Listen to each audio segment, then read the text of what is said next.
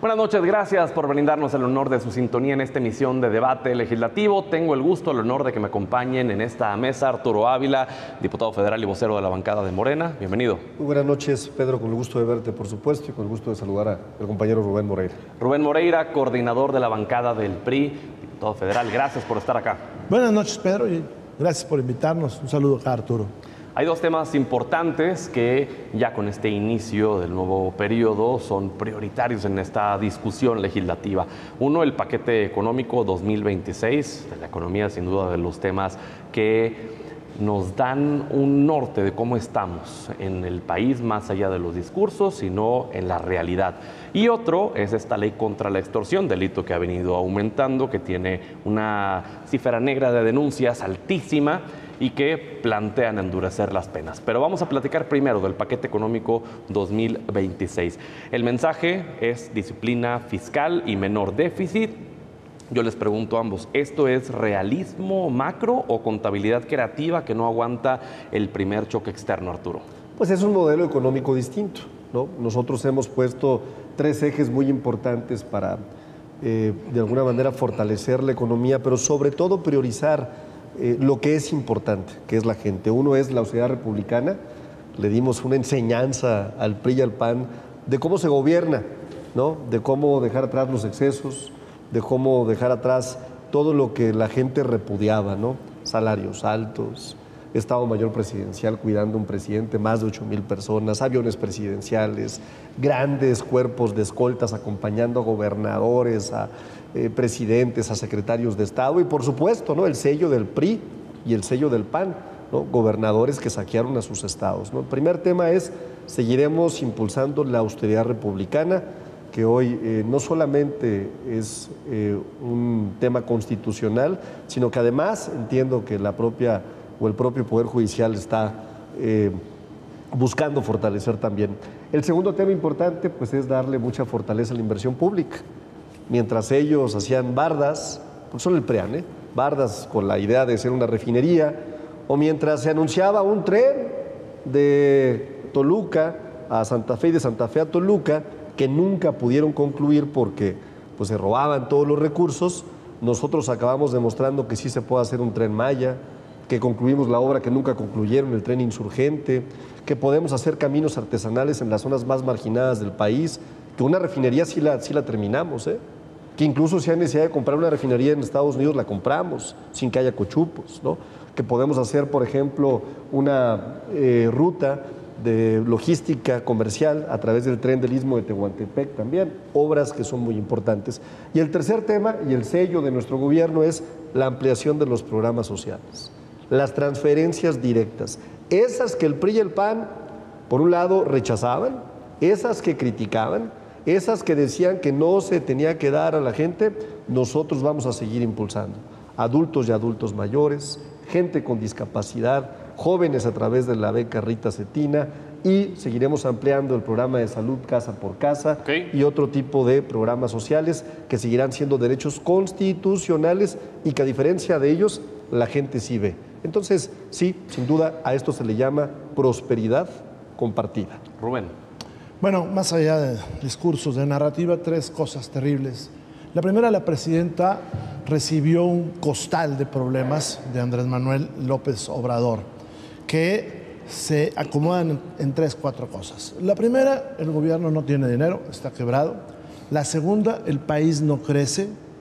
La tercera, tiene broncas en seguridad y en justicia. Vemos un paquete fiscal con ayudas en números, con crecimientos que no se han dado, igual que el año pasado. Vemos el problema de tratar de emparejar el gasto con los supuestos ingresos que va a tener. Vemos que quiere bajar el déficit, un déficit que le dio López Obrador y que desgraciadamente lo reduce aprovechando los fondos de salud y de educación. Por eso hoy 6 de cada 10 mexicanos tienen que recurrir a las farmacias particulares, a los medios particulares para tener salud. Heredó la presidenta grandes obras faraónicas que no funcionan. Fíjate, la refinería a la cual se hizo alusión se proyectó en 8,000 millones de dólares. ¿La de Deer Park o la de Dos Bocas? La de Dos Bocas. Va en 24,000 millones de dólares y no funciona. El caso del Tren Maya se proyectó en 150,000 millones de pesos. Va en 550,000 millones de pesos y se descarrila. Pero además, por cada peso que gana, se tienen que poner 25 más. Esto sería de risa si no tuviéramos un grave problema en salud, en educación y en crecimiento. El país hoy está exportando menos que antes.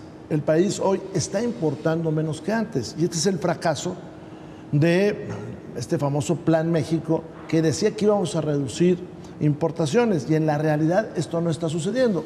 Y ahí están los números, que son los números de la Secretaría de Hacienda. Por otro lado, ¿qué nos preocupa? Que para sostener algunas cosas, como las obras faraónicas y como la burocracia, se han estado endeudando y pasaron de una deuda histórica, desde Iturbide hasta Peña Nieto, que era de 10.5 billones, a 20 billones de pesos el año que entra. El problema no es deber, el problema es no tener para pagar, y eso es lo que le está pasando a Morena. Y esto pone en riesgo algo que llegó a la Constitución con el voto del PRI, que son las transferencias económicas. Transferencias económicas que, por cierto, hoy mucha gente las tiene que utilizar, por ejemplo, para pagar sus medicinas. Okay. Y esto es efectivo y esto es claro. La mayor prueba de que Morena no tiene dinero es que aquí en el Senado está congelada la reforma al artículo 123 para dar salarios mínimos profesionales, entre otros, a policías y enfermeras. Está en un cajón de la presidenta de la mesa directiva, una vez que fue votada por diputados, por senadores y por todas las legislaturas.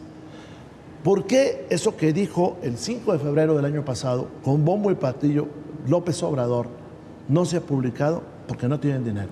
Okay. O porque el otro es un mentiroso.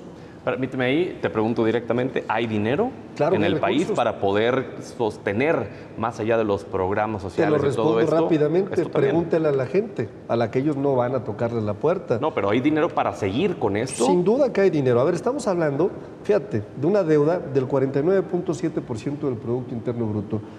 Sin rollo político, sin politiquería, ¿no? Sin politiquería pura, si tú lo comparas con los países de la OCDE, ¿no? Es de las mejores deudas, de hecho el tercer mejor lugar.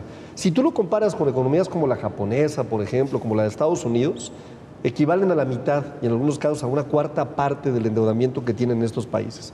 Pero no te vayas tan lejos, vete a la calificación que tiene nuestro país con las calificadoras, que no han reducido la calificación, ¿no? Y eso que las calificadoras normalmente están sujetos a otro tipo de ingredientes que no dependen directamente de un tema financiero.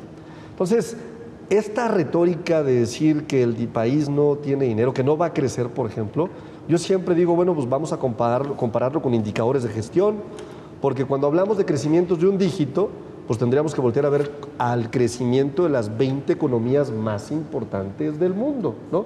Que estamos hablando de que no van a crecer eso. Y ojo, hay quien pretende comparar crecimientos con países que tuvieron caídas muy importantes. Estos países con caídas muy importantes normalmente tienden a tener crecimientos porcentuales que no justifican el crecimiento y que no es comparable con el crecimiento de un dígito. Siempre debes de comparar los crecimientos con economías y con las principales economías con las que te puedes comparar. En este caso, solamente China y la India tendrán crecimientos de 2 dígitos. El resto de los países comparables con nuestro país tendrán crecimientos que no superan un dígito. Nosotros sí seguiremos creciendo, pero también hay que mencionar algo.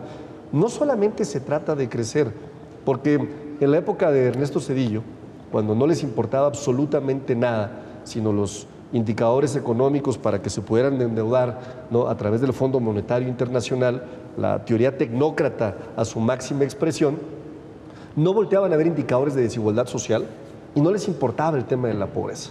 Nosotros sí creemos que es importante que una economía, aún creciendo a ritmos desacelerados por la reorganización comercial consecuencia de las tarifas arancelarias que está aplicando el gobierno de Estados Unidos, tiene que considerar siempre el factor de la desigualdad.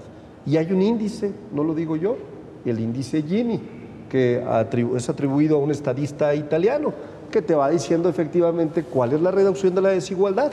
En México estamos reduciendo a pasos acelerados la desigualdad, y reitero, con indicadores financieros importantes que te dicen hoy, Rubén, que efectivamente sacamos a 13.4 millones de mexicanas y mexicanos de la pobreza y que más mexicanas y mexicanos viven hoy mejor que cuando ustedes gobernaban. Rubén, dice Arturo que sí hay dinero para sostener esto. Bueno, si hay dinero, ¿por qué no publican la reforma al artículo 123?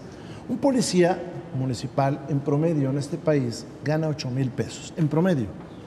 De publicarse esa reforma que López Obrador dijo que era correcta y que la hizo iniciativa para ganar una elección, igual que para ganar la elección, aventó 2 billones de pesos en un solo año, porque si no, no hubiera ganado la elección. Pues si tienen dinero, ¿por qué no lo publican? Un policía pasaría de 8,000 pesos a 18,000 pesos. Una enfermera que trabaje en municipios, estado, federación o con particulares, pasaría promedio de 9,000 pesos a 18,000 pesos. Si hay dinero, ¿por qué no lo hacen? Bueno, el país no está creciendo. No nos comparemos con otras economías. Comparémonos con lo que dijo López Obrador. López Obrador dijo que iba a crecer entre el 4 y el 5%. Bueno, también dijo que iba a haber paz y mire ya cómo dejó el asunto. Argentina 4.3, Paraguay 3.9, Costa Rica 3.8, Venezuela 3.1, Panamá 3.1, Perú 2.7, Colombia 2.6, Estados Unidos 2.4, Chile 2.2, y así me puedo seguir. No están creciendo. Ese es un problema que tienen. Y nada les costaría aceptarlo. Pero ojalá vayan los señores secretarias y secretarios a la Cámara de los Diputados y al Senado a la glosa del informe, a discutir lo que informó la señora Presidenta de la República, a debatir, a platicarlo, hombre, bien en la Jucopo, bien en comisiones, bien en el Pleno, si no quieren ir al Pleno, pues lo otro, porque el último año del presidente López Obrador no hubo glosa. Es que falta un mes, no, era el mes en el que íbamos a revisar su sexenio. Este sexenio que le dejó grandes cargas a la señora Sheinbaum, para que podamos discutir todo esto. Si no van, pues ya sabremos por dónde van las cosas. Arturo, ¿por qué no se publica esta reforma al 123? Bueno, la realidad es que requiere efectivamente de una corresponsabilidad presupuestal, ¿no? Y entonces cualquier ejercicio que tenga una afectación directa al presupuesto, pues debe analizarse. Me parece que es una reforma que eventualmente se va a publicar. Puede que incluso estemos muy cercanos a que se pueda publicar. Pero para que se publicara tendría que estar contemplado ya ese presupuesto en el presupuesto 2026 así es, no viene. Es. Bueno, pues vamos a ver, porque hay ajustes que se pueden llevar a cabo al presupuesto también. Lo que quiero decir es que hay una agenda muy clara y diseñada directamente a beneficiar a millones de mexicanas y mexicanos, ¿no? El presupuesto tiene un enfoque muy claro, y lo dijo la Presidenta de México: vamos a seguir apoyando todo aquello que genere un beneficio directo a la población de mexicanas y de mexicanos. Vamos a seguir incluso ampliando la base de contribuyentes, algo que no pudieron hacer ellos. De hecho, tenemos una recaudación histórica, Pedro, histórica, ¿no? ¿Qué hacían los del PRI y los del PAN? En cortito, ¿no? Condonaban impuestos porque era una facultad incluso del Ejecutivo. Hoy ya no es una facultad, nosotros lo modificamos, pero ellos sí en cortito lo hacían, ¿no? ¿Y qué hacían después cuando modificamos esto? Pues se ponían de acuerdo con el antiguo Poder Judicial para que las condonaciones vinieran de la Suprema Corte de Justicia, abajo del escritorio y por una lanita, ¿no? Nosotros hemos demostrado que siendo disciplinados, ampliando la base de contribuyentes, incluso llegando a modificaciones que han sido estructurales, por ejemplo, como el REPSE, que logró que empresas subespecializadas, que lo único que hacían era simular el pago de impuestos y pagar el salario mínimo, ya no se pueda realizar eso. Y entonces eso ha ayudado a demostrar que no se requiere de una reforma fiscal integral, que no se requiere ampliar los impuestos, que se requiere más bien, Pedro, de una estrategia fiscal disciplinada, ¿no?, en donde la gente pague lo que tiene que pagar, ¿no?, de forma equitativa y proporcional como lo establece el marco constitucional, y que esto siga beneficiando a más mexicanas y mexicanos, sobre todo los que se quedaron en una enorme desigualdad. Sí. Algo que me parece muy importante y que me parece un logro también del Ejecutivo y de la Presidenta de este paquete económico es que ya no se van a poder deducir las partidas que correspondían al Instituto de Protección al Ahorro Bancario. O sea, no solamente cuando las aportaciones al IPAB, ¿no? No solamente cuando se crea el IPAB como consecuencia del terrible error que nos dejaron los gobiernos neoliberales del PRI y del PAN, ¿no?, sino que además les habían permitido llevar a cabo deducciones. Y estas deducciones ya no se van a poder llevar a cabo y esto nos va a dar ingresos aproximados de 10,000 millones de pesos. ¿No es una reforma fiscal de facto esto? No, es un esquema en donde no se permite una deducción de algo que me parece completamente justo, ¿no? Tú recuerdas el origen del IPAB, Pedro, supongo, ¿no? Tiene que ver con el desastre del Fobaproa que en su momento nos dejaron los gobiernos neoliberales. Okay. Y en esa lógica, imagínate, creas el instituto para proteger el ahorro bancario, pero además permites una serie de deducciones que afectan el erario y que afectan, por supuesto, los ingresos fiscales del gobierno, pues es una locura. Me parece un acto de justicia, pero que además hay que reconocer, los bancos que están hoy caminando con el gobierno de México, que están acompañando los y las empresarios, estuvieron de acuerdo en esta situación. Rubén, mencionas, bueno, más bien en lugar de mencionar, te vi hacer negación con la cabeza cuando dijo Arturo lo de la reforma al 123 y también tu comentario respecto a lo del IPAB. Bueno, quedó demostrado que no tienen dinero para votar una reforma constitucional. Primero, la iniciativa vino del Ejecutivo, fue respaldada por todos los partidos. Entonces, quiere decir que el Ejecutivo no consultó a su secretario de Hacienda, me refiero a López Obrador. Segundo, cuando se vota en la Cámara, hay un estudio de viabilidad financiera y el estudio que acompañaron decían que sí había dinero. Tercera cosa, sí tiene que hacer en esa corresponsabilidad un movimiento en la Ley de Coordinación Fiscal, porque, y me refiero y me dirijo a los presidentes municipales, cuando Morena pone eso en la Constitución, pues ahora tiene que surtirles de dinero a las alcaldías, si no, no lo van a tener. Entonces fue pues una de esas tantas boconadas que dijo luego López Obrador para ganar elecciones, pero que lo publiquen y que se dejen de otras cosas. Pero no hay dinero, desgraciadamente no hay dinero. Este paquete fiscal que todavía hay que analizarlo bien, pues estamos de acuerdo en que los bancos no deduzcan esa parte, pero no están deduciendo ganancias, están deduciendo lo que ellos aportaban para la protección de los propios ahorradores. O sea, no eran utilidades los que estaban deduciendo, pero que no lo deduzcan, yo estaría de acuerdo. Nada más que no lo trasladen a los cuentavientes, porque Morena se ha negado a controlar las comisiones bancarias. Hay varias iniciativas de la oposición e incluso de personajes como Ricardo Monreal para controlar las concesiones. La banca mexicana, o la banca que está en México, para mejor decirlo, es la que más gana en comisiones. Y eso, Morena, que tiene una alianza con la gran oligarquía de este país, que se han hecho más ricos cada vez, los grandes oligarcas, pues Morena no lo quiere detener. Y pues qué bueno que eso suceda. Hay que ver qué otras cosas meten por abajo de la mesa, como pues impuestos especiales, como ajustes. Vamos a ver cómo resuelven el problema de que dicen, estamos recaudando más. Bueno, le están cobrando los mismos, pero por ejemplo no le cobraban a los del huachicol, ¿no? Te acuérdate que López Obrador nos dijo que ya no había huachicol. Es una gran farsa. Y ahora, de todo eso fardo que le dejaron a la presidenta, pues lo está arreglando. ¿Cuánto fue la evasión de IEPS? Eso es mucho más de lo que ellos hoy están reconociendo. Gran acción de Harfuch, hay que reconocerlo, gran acción de Alejandro Hertz. Pero lo dijo el presidente López Obrador, que eso ya no pasaba.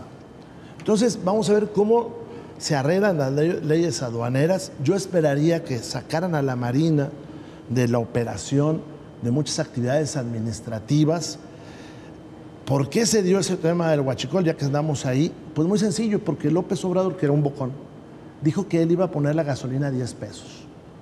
Y fue con Biden y le dijo, mire que la gasolina está más barata en México. Ahora está al doble que en Estados Unidos. Entonces es el gran incentivo que tiene todo el mundo para tratar de traer gasolina de otras partes al país. Y ahí está una evasión fiscal que ellos no quieren combatir, que no desean combatir. Lo mismo pasa con otros impuestos especiales, como el de los cigarros. Una buena parte de la venta de los cigarros en el país, hay un estudio del Colegio de México muy interesante, pues la realiza el crimen organizado, que ya fabrica una parte de esos cigarros, ¿sí?, y la otra los trae de otros países. Bueno, pues si quitáramos esas evasiones, no tendrían por qué andar persiguiendo a quienes son causantes cautivos. En estas detenciones a las que se refiere Rubén Arturo, que fueron 14, sobre este tema del huachicol fiscal, que sucedió durante el sexenio de López Obrador, vale la pena recordar lo que el propio López Obrador dijo en algún mitin, que era imposible que un presidente no supiera de las tranzas que se estaban gestando durante su gestión. Entonces, tomando como base sus propias palabras, ¿López Obrador sí estaba enterado de lo que se hacía con estas personas en la Marina? Pues ayer supimos por el fiscal general de la República que la denuncia se presentó en el sexenio de Andrés Manuel López Obrador. Y claro que, a diferencia de la justicia que aplicaba el PRI en su momento, en donde no les importaba el debido proceso, pues inició una carpeta de investigación, ¿no? Una carpeta de investigación que tiene responsables de muy alto nivel, pero que no demerita la institución, cuidado, o sea, no demerita a la Marina Armada de México. Fíjate, es muy curioso este caso específico, porque yo veía o he visto una narrativa permanente de la oposición del huachicol. No vemos detenidos, no vemos a personas que estén detenidas, solamente hay decomisos de grandes cantidades de gasolina, llegan los detenidos. Y no les gustan los detenidos. Hoy lo reconocimos. Y no les gusta, bueno, ustedes, pero por ejemplo el PAN. Hoy lo reconocimos. No les gusta, ¿no? Oye, es ni más ni menos que un vicealmirante, ¿no? Y eso me parece que le da mucha más legitimidad a nuestro gobierno. El mensaje que mandamos es, si tú lo haces, no te vamos a proteger. Es que, a ver, yo que conozco bien a la presidenta Claudia Sheinbaum, veo perfecto, presidenta, este es el tamaño del problema, vayan por ellos. Aquí nadie va a cometer un acto de ilegalidad. Y es lo que estamos demostrando. Tener sin duda un aparato de gobierno tan grande, tan importante, tiene, por supuesto, la posibilidad siempre implícita de que existan actos delictivos, actos de corrupción. Pero la mejor forma de luchar contra ellos es mandar estas señales. Que no importa quién seas. No importa que seas un general de división, un vicealmirante, un almirante, no importa tu parentesco con quien sea. Si tú cometes un delito, se te va a investigar, se te va a probar si hay conductas delictivas sin linchamiento mediático, y eso me parece muy importante. Es decir, no puedes ser responsable mientras no seas responsable. Y tercero, si existen conductas delictivas, se te va a perseguir. Y ese me parece que es el mensaje que está mandando el gobierno de la presidenta Claudia Sheinbaum, del cual todas y todos nos deberíamos de sentir muy contentos, porque se acabó la impunidad. Entonces, ¿dirías que fue el propio López Obrador quien pidió que se iniciaran las investigaciones? A ver, él mismo lo dijo, ¿no? ¿Tú crees que un secretario que presenta una denuncia no va a informar al presidente de México, presidente, tenemos este problema? Puede ser de un tamaño muy relevante. Voy a presentar una denuncia en la Fiscalía General de la República, por supuesto. Todos los días hay gabinete de seguridad desde que se inició el gobierno de la transformación. No solamente con la doctora Claudia Sheinbaum, a las 6 de la mañana se reúne todo el gabinete de seguridad. Se hizo también con el presidente Andrés Manuel López Obrador. A diferencia de ellos que, pues, ya quisiéramos, Peña Nieto se pasaba la mitad del año en Punta Mita jugando golf, tomando ahí llamadas, invitando amigos, ¿no? O sea, es otra forma de gobernar, ¿no? Y hay que contrastarla, porque de pronto aquí se aparecen y nos quieren dar clases de moral, y hay que decirle a la gente, no se olviden de quiénes son ellos, de quiénes eran ellos, de cómo gobernaban, de lo corruptos que eran, de cómo se gastaban los recursos. La gente lo sabe. Somos completamente distintos. Y me parece que si alguien se equivoca, si alguien comete una conducta ilícita, si alguien comete incluso un delito, la mejor muestra de que nosotros no vamos a ser comparsas ni cómplices de eso Es lo que pasó. Y eso me parece muy plausible. Rubén. Nadie está dando clases de moral. El presidente López Obrador dijo que había 74,000 barriles diarios de huachicol y cerró él con 360,000 barriles de huachicol. Es decir, él generó condiciones estructuradas para que eso sucediera. Y, insisto, uno de los problemas es que López Obrador dijo que el combustible iba a costar 10 pesos. Eso lo dijo él, para ganar una elección. Lo dijo él, nadie lo forzó, él lo dijo y él no lo cumplió. Entonces, el diferencial que tenemos con Texas alienta estructuralmente a que sucedan las cosas, más allá de los discursos y los dimes y diretes. El otro problema estructural que tiene es que puso al ejército y a la marina a realizar actividades que no están dentro de su naturaleza. Y te puedo decir otras, una que es terrible. O sea, la mitad del ejército lo disminuyó López Obrador en tiempos en que el mundo requiere ejércitos y lo puso a hacer tareas de policía. Bueno, al rato los veremos padecer los problemas propios que salen en las corporaciones policíacas de todo el mundo. Entonces no son clases de moral, son lo que está sucediendo. Y volvamos, el Tren Maya, el presidente López Obrador, que en un mapa de México, estos de mercería, y lo digo con todo respeto, trazó la ruta, él dijo que iba a costar, él dijo, solito, nadie le dijo, 150,000 millones de pesos. Iba en 550,000. Oiga, no me digan que son otra cosa. Hombre, pues sí, pero son fantásticos, son mega malos para calcular. Te insisto, la refinería, él solito, que la construyó arriba de un manglar, él solito. Él dijo, que iba a costar 8,000 millones. Y va en 24,000. Y lo mismo te puedo decir del AIFA, lo mismo te puedo decir de esa línea aérea que tienen, lo mismo te puedo decir del transísmico que no está funcionando, porque nadie le dijo porque él no lo sabía. O sea, él no tenía idea que el flete iba a salir siempre más barato por el canal que por ahí. Porque ese es el tema, que no a sus creencias juveniles le agregó el poder de ser presidente y bueno, ya veremos dentro de pronto lo que va a suceder.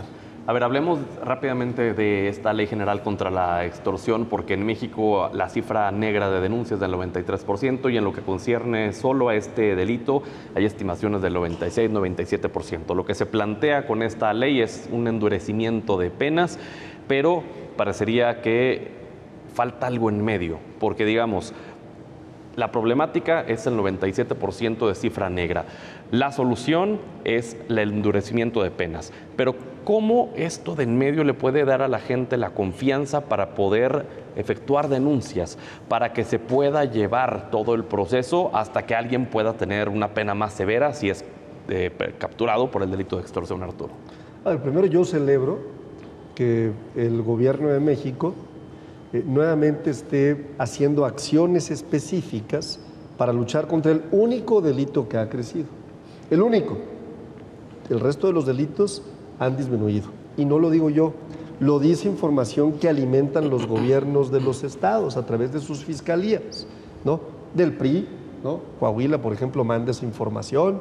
El gobierno de Durango manda esa información también. Información que no puede ser manipulada. Todos los delitos se han reducido, y hay que decirlo con toda claridad. ¿Cuál es el único que no se ha reducido? La extorsión, efectivamente. Tiene un incremento del 2018 al 2025 del 57.62%, que requiere efectivamente un nuevo marco jurídico para crear una ley que pueda combatir la extorsión, que dé elementos jurídicos, lo que tú decías, Pedro, que acompañe de una serie de acciones una lucha directa contra la extorsión. Eso va a requerir una modificación constitucional al artículo 73 para que posteriormente podamos llevar a cabo una nueva ley de combate a la extorsión o una ley general en materia de extorsión o como la vayamos a denominar para crear este marco jurídico. ¿Qué creemos? Pues fortalecer el combate, sin duda, ¿no? O sea, es algo bien importante, darle herramientas a las autoridades para que no solamente a nivel federal, también a nivel estatal, porque sucede a nivel estatal también. La homologación de las penas.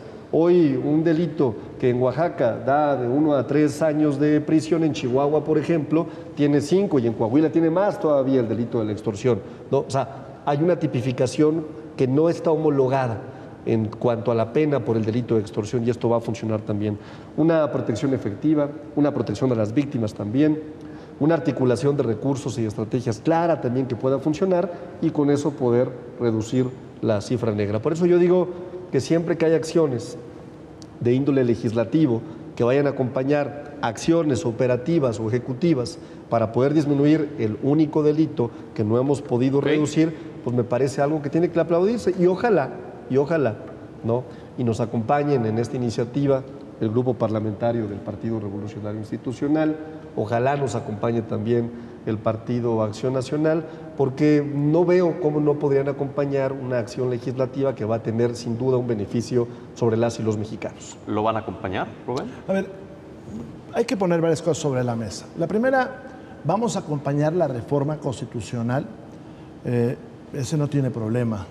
Ya lo dijimos, ya lo hemos votado, no tiene mayor problema. Pero hay que poner varias cosas sobre la mesa. Primero requerimos estadísticas claras. No sé si sepas que el homicidio del fiscal de Tamaulipas no se reportó 4 días ninguna muerte posterior a eso en los registros que se estaban subiendo por la Secretaría de Seguridad. Ni una muerte. Luego se confundió con otra que hubo, entonces no sabemos si lo registraron o no. 12 homicidios suscitados en Nuevo León, en un enfrentamiento, tampoco se registraron durante todo el mes. Entonces ya no sabemos si se confunden con otros. ¿Y esto por qué es? Porque la Secretaría de Seguridad eliminó la columna en la cual uno podría confrontar con otras fuentes que se llamaban abiertas el número de homicidios. Tampoco ha aceptado Morena que haya un observador imparcial con una metodología que todos conozcamos de cómo medir los delitos. Esa es una primera parte.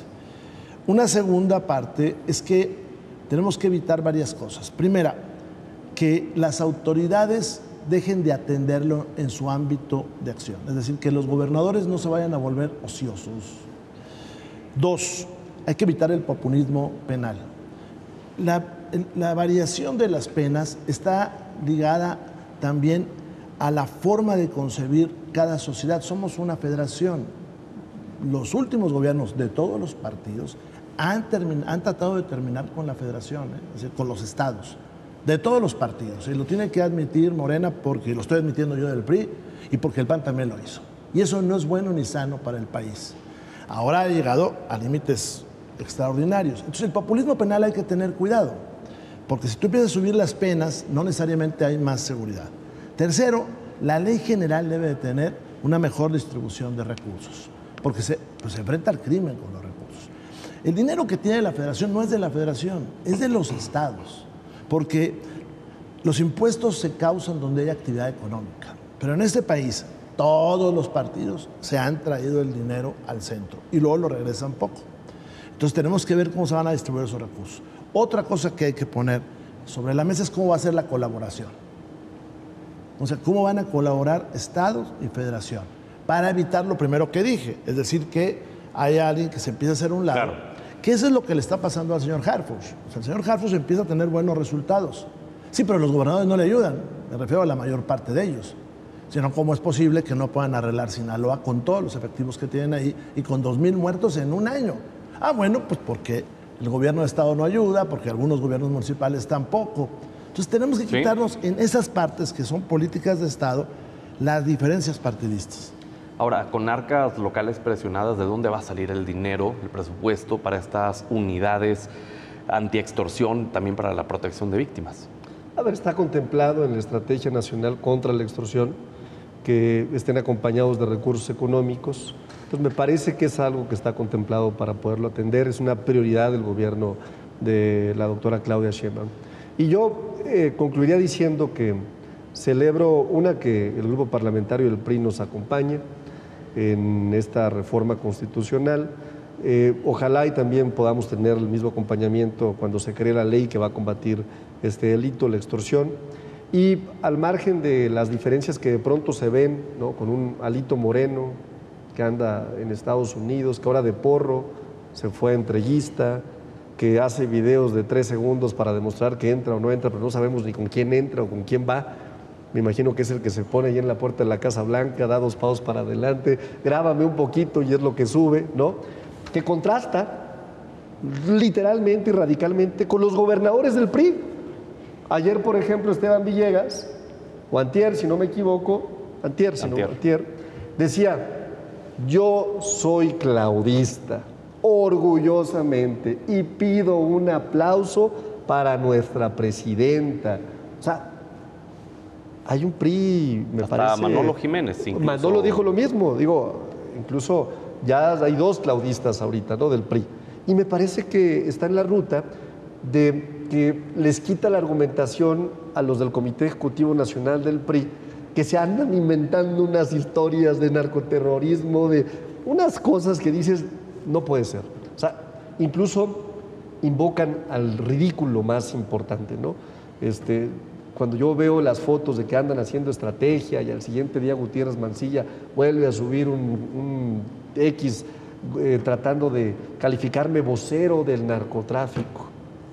¿De dónde? ¿Cómo? ¿Por qué? Si los únicos que se vincularon, y pregúntaselo a ChatGPT, ¿cuál es el partido que por naturaleza está vinculado con el narcotráfico? Te va a poner PRI. PRI, históricamente, ¿no? Entonces me parece que se han equivocado en la estrategia. Ojalá y les aprendieran un poquito. El señor Alito Moreno y su bola de porros a 2 gobernadores que tienen, a Manolo y Esteban Villegas. Ojalá y les aprendieran un poquito. Rubén, ¿qué opinas de esto que sí efectivamente pasó durante este fin de semana? Las palabras de Esteban Villegas, que se dijo claudista, y Manolo Jiménez, que no dijo como tal la palabra claudista, pero sí hizo una referencia muy buena hacia la presidenta Claudia Sheinbaum. Bueno, nuestros gobernadores son gobernadores, para empezar, es su posición personal, pero yo los veo institucionales, ¿no? Los veo serios. Ojalá y los de Morena tuvieran esa institucionalidad, porque yo veo a varios gobernadores de Morena que no son claudistas, son obradoristas, y creo que eso a mí siempre me ha llamado la atención. Pero eso no interfiere con su militancia, ni con el PRI que tenemos en esos lugares. Este año le dieron una patiza en Durango a Morena, no obstante que ahí mandaron a lo mejorcito que tenían, un tipo que le dicen el Andy, que por cierto se hizo acompañar de todo el ejército del mundo, a mí me tocó verlo, y lo mismo les va a pasar en Coahuila el año que entra, los van a regresar en tambores, y manden a Andy, ojalá y manden a Andy, si todavía está para esos días en Morena, porque dicen que ya fue con su papá a decirle que ya no quiere andar en eso. Ahora, regresemos al tema. Nosotros iríamos con la ley general si podemos participar, porque si luego mandan esos churros, que luego mandan, pues es difícil, ¿no? Yo los he visto votar leyes con 2 artículos similares. Los he visto votar leyes que luego en la siguiente sesión tienen que echar para atrás. Y volvamos al tema. México requiere paz, seguridad. ¿Por qué? Porque tenemos problemas de inversión. Porque está llegando menos inversión. Es falso que vaya a haber más inversión pública. Tuvieron una caída en la inversión pública. Y quien está en el extranjero duda de venir a México. Cuando ve uno esta corte que no genera certeza, porque no la genera, cuando ve uno un país tan convulso, cuando ve uno un país donde hay territorios completos en manos del crimen organizado, y te puedo poner uno Tierra Caliente, está en manos del crimen organizado, pues hay que tener cuidado, ¿no? Nosotros queremos participar en esta ley general en contra de la extorsión para, desde nuestra opinión, dar una dimensión que funcione. Porque la extorsión no solamente la tienen hoy los particulares, también la tienen las mismas autoridades. O sea, los pequeños municipios están siendo extorsionados porque quedaron en manos del crimen, sobre todo desde aquella frase que va a quedar para la historia y que es la que nos tienen problemas por el extranjero de abrazos no balazos. Tan es así que hoy lo que uno ve en la narrativa se parece mucho a la narrativa de Calderón, de estar anunciando con bombo y platillo detenciones. Nos han dicho que han detenido a 30,000 personas, no hay capacidad en las cárceles para tenerlos. Pero bueno, es una buena actitud, yo celebro que tengan una actitud distinta de combatir al crimen. Estaremos revisando, se está votando ahora la parte constitucional, que es una introducción de una palabra, que es El Congreso tiene facultades para legislar en materia de extorsión. Es lo único que está legislando. Veamos cómo viene la ley general. Claro. Ojalá y podamos hacer reuniones de trabajo. Ojalá escuchen a los gobernadores, aunque yo veo que muchos de Morena pues andan en la milonga, ¿no? Escuchen a los gobernadores, escuchen a los fiscales y escuchen a especialistas. Y podamos hacer una atención integral. Porque hoy todo el mundo sabe que el 30% de los cigarros del país los vende el crimen organizado. Sí. Y eso lo hace a través de extorsión. Entonces, que podamos enfrentar eso juntos. Arturo, última participación, adelante tu conclusión. Gracias, pero pues decirte que yo celebro que estemos viendo todos los días que los discursos y las narrativas de comunicación de la oposición se caen y se caen y se caen. Un día inventan que no luchamos contra el crimen, al día siguiente mostramos que sí podemos luchar contra el crimen.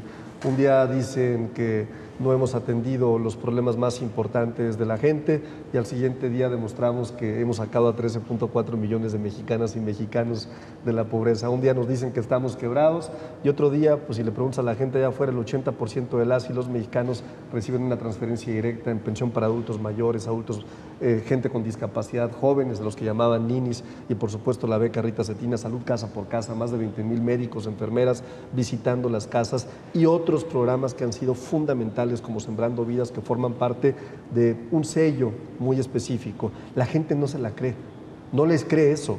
Lo que pasa es que ellos quisieran que hubiera lana, pero para echársela o para robársela como sucedía en el pasado, ¿no? Lo que pasa es que ahora lo que hay es que el dinero, cuando existe dinero y no se roba, da la impresión que está dando, ¿no? Es para la gente.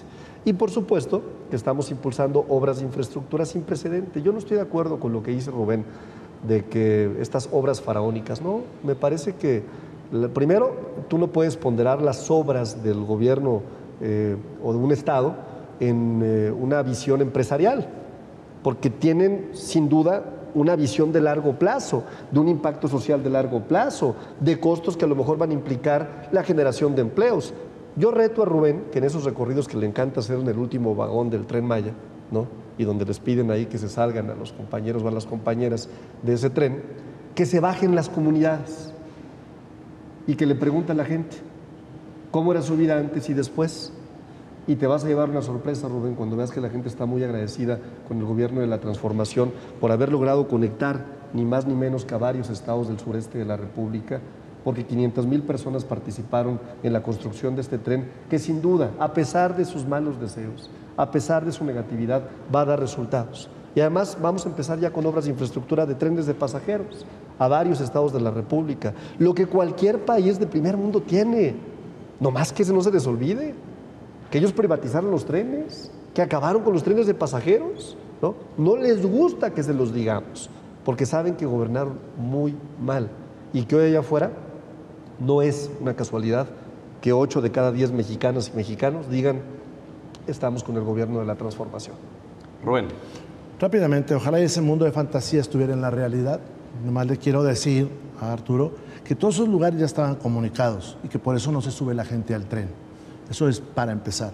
Y que se suba él, o mejor, que lleve a la Cámara al señor director del Tren Maya para que pueda ser cuestionado. Le preguntaron frente a la presidenta, mira el grado de ineptitud de ese tipo. Oiga, señor director, ¿cuánto costó el Tren Maya? No supo cuánto costó. O a lo mejor sí sabía, pero el sinvergüenza no quiso exhibir, pues, a Andrés Manuel López Obrador.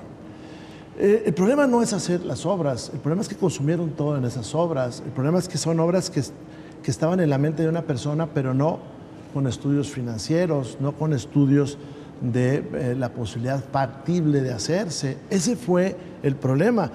Por eso ninguna funciona correctamente, por eso ahí se fue todo el presupuesto, por eso hoy tienen encadenado el gobierno de la señora Sheinbaum a ese pasado que está ahí. Por eso hoy tienen que estar cubriendo todos los boquetes que les dejó ese Mesías tropical que prometía cosas a sabiendas que les iba a pagar otro en el futuro. 2 billones de pesos se retiraron de todas las entidades federativas que eran, y aquí me van a disculpar, no distribuidos por estados o municipios, sino era dinero que llegaba al municipio, estado o federación por cualquiera de esos 3 órdenes de gobierno. Por eso, la presidenta Sheinbaum tuvo que anunciar un bachetón. La presidenta de la República, un bachetón. Pues porque toda la infraestructura del país se la llevó a la basura López Obrador. Y porque tiene problemas estructurales. Porque a la presidenta no le hicieron un gran gasto que tiene que pagar. No, es un gran gasto que tiene que pagar y los futuros que tiene que sostener. Y bueno, ¿qué te puedes esperar tú de un gobierno que nos entregó a los Estados Unidos? Porque López Obrador nos entregó a los Estados Unidos. Hoy México tiene gas para 6 horas, porque López Obrador ni exploró, ni dejó sacar gas, ni mejoró nada, nada, ni permitió inversión privada. Hoy la traen contra la Coca-Cola, los del gobierno federal, pero bueno, no dejó invertir nada. Tenemos gas para 6 horas. No tenemos alimento. Que él que decía que sin maíz no hay país, pues ahora no tenemos alimento, porque destrozó. Fíjate tú que en tiempos de López Portillo, vino aquí Carter, el presidente Carter, y dijo, su gobierno ha trabajado larga y duramente para controlar las armas y los armamentos, tanto nucleares como convencionales, tanto en este hemisferio como en el resto del mundo. No sería exagerado decir que todos los países importantes del mundo no existe ninguno más dedicado al control del arma ni más opuesto al militarismo que el de México. Vino el señor Marco Rubio y les dijo exactamente lo mismo. Y ellos salieron a echar campanas al vuelo. ¿Sabes a qué vino Carter? El presidente, y lo dijo en Palacio Nacional, el presidente de Estados Unidos. Vino por el narcotráfico, por la migración y a que le vendiéramos gas. Porque López Portillo dijo que no le iba a vender gas a los americanos, porque teníamos gas. Hoy, desgraciadamente, tenemos un canciller de quinta que no tiene agenda. No tiene agenda. No hay una agenda que hayamos mostrado. Pero bueno, así es Morena y sus fantasías. ¿Quiere responder antes de despedir? No, pues él empezó y él termina. ¿Vas a regresar otra vez? No, muchas gracias. No, a ver, yo concluyo esto diciendo, o parafraseando a la presidenta. Vamos bien y vamos a ir mejor. Aunque les pese, aunque no les guste, aunque sean los jinetes del apocalipsis. Reitero, el mejor termómetro siempre será la gente allá afuera. Yo puedo decir lo que quiera en esta mesa, lo que quiera. Puedo dar una opinión distinta, puedo llegar con datos, ¿no? Y ellos pueden llegar también con las mentiras que están diciendo por todos lados. La realidad es que allá afuera la gente sí está contenta con lo que está pasando, ven un antes y un después, ven un cambio radical en la forma de gobernar. Entonces, yo digo, querido Rubén, esperemos al 2027, veamos cómo nos califica el gran electorado en nuestro país y día después, 2 días después, en esta misma mesa, con resultados en cada uno de los estados. Incluso en la Cámara de Diputados, en donde las encuestas nos marcan que Morena estaríamos incluso en el 54% de las preferencias, y parece que podremos decir lo que sea, pero el pueblo no se equivoca. ¿Qué pasa? Por lo pronto el Partido Verde dice que no va con ustedes porque son una punta de rateros. Eso lo dijeron los del Partido Verde, no yo. ¿Quién lo dijo? Eso lo dijeron. Chécate el periódico. Ya es el posicionamiento oficial. Chécate el periódico. Esto tienen los de Morena. Ni traen datos verdaderos ni dejan hablar. El país se está endeudando, por desgracia. Nosotros estamos a favor de los programas sociales. Los votamos, los programas sociales, que empezaron mucho antes que Morena. Pero a mí nos preocupa que no tengan viabilidad. Porque tenemos un gobierno como aquel que trae una tarjeta de crédito de buena marca, que se está endeudando pero que no tiene trabajo. Eso es lo que nos preocupa. Y remito, pues que publiquen la del 123, pero no la van a publicar porque quebraron al país. Y ahorita no tienen más que papitos y flautas. Con eso nos quedamos. Gracias, Rubén. Gracias, Arturo. Y gracias principalmente a usted por habernos brindado el honor de su sintonía aquí en Debate Legislativo.